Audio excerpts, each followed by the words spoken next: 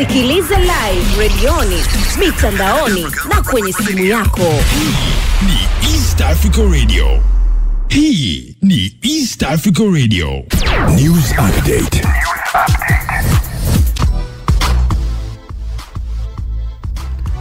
Makamu mwenyekiti wa chama cha demokrasia na maendeleo Chadema Taifa John Heche amewataka wananchi kukiamini chama hicho kwani kina sera ambazo ni shirikishi na wao ndio watakuwa wenye maamuzi.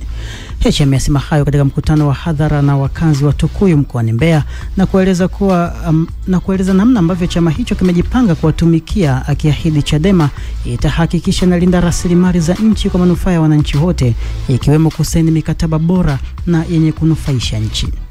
Chadema inaamini kuwa mifumo na miundo ya utawala wa nchi yetu haupo kwa ajili ya kutumikia umma, bali umma ndio unaotumikishwa na serikali hizo zilizopo kwa sasa.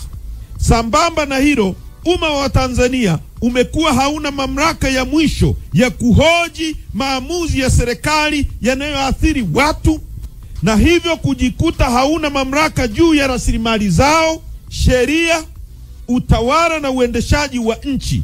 Aidha, katiba ya nchi imekuwa miliki ya serikali kwa kutumia bunge ambalo linatawaliwa na mawazo kongwe ya ukiritimba na enzi za mfumo wa chama kimoja.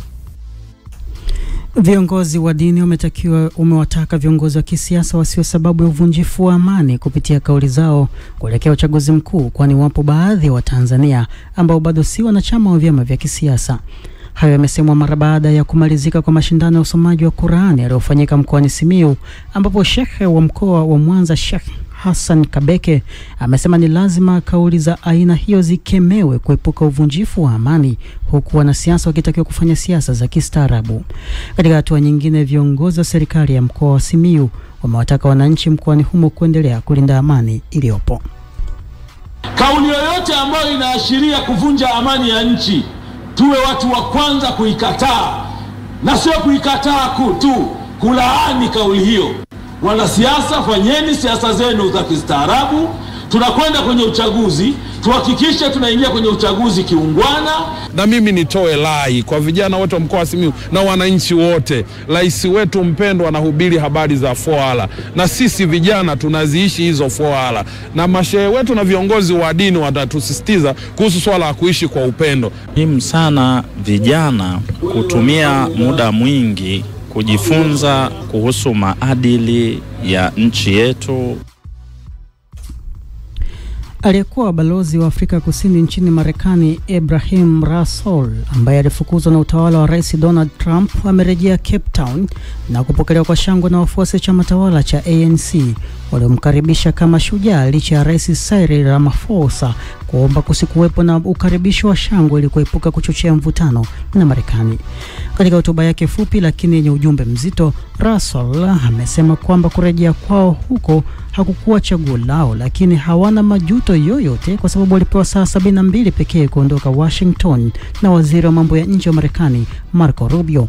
Kufukuza kwake kunajiri wakati uhusiano kati ya Afrika Kusini na Marekani ukiwa na mvutano mkubwa, huku kupokelewa kwake kama shujaa na matamshi yake aliyotoa baada ya kuwasili kuna pingana na msimamo wa ikulu ya Afrika Kusini kuhusu kuepuka matamshi yoyote yanaweza kuchochea mvutano baina ya nchi hiyo na Marekani. Mwisho wa news update kutoka hapa East Africa Radio. Mimi naitwa Abel Kilumbu. News Update. 88.1 East Africa Radio. East Africa Radio, Dar es Salaam.